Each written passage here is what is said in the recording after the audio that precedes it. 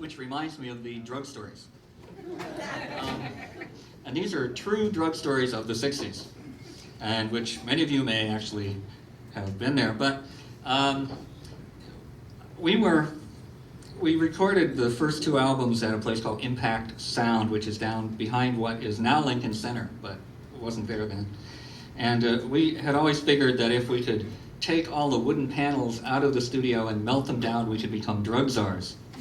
And because Wavy Gravy, do you know Wavy Gravy? Okay.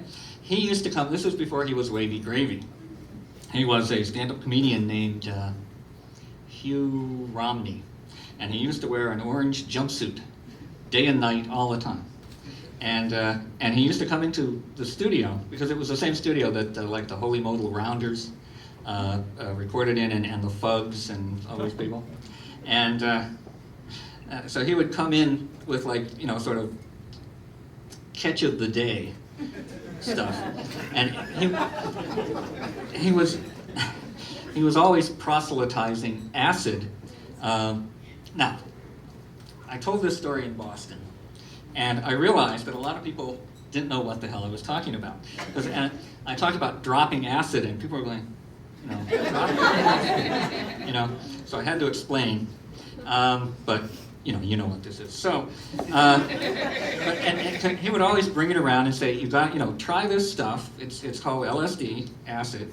And when you take it, you will see God, and you will become one with universal peace. And it turned out not to be true, but everyone, in the studio would take it.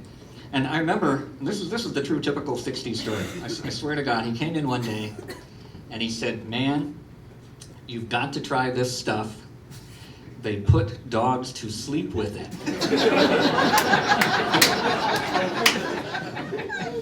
And that was a recommendation, in those days. And also, around the same time, we were talking with Electra, a big unnamed recording company.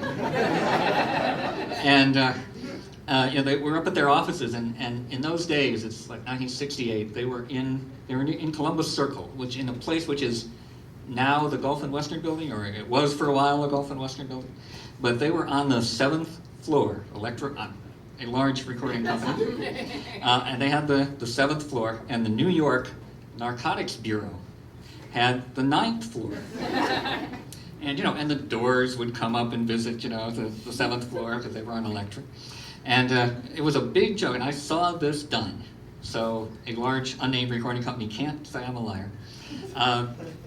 Recording people would come up to the 7th floor. They would hold the doors open in the elevator. They would puff marijuana full into the elevator.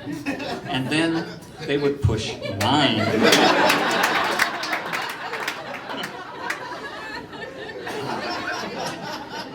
So that was another true story of the 60s.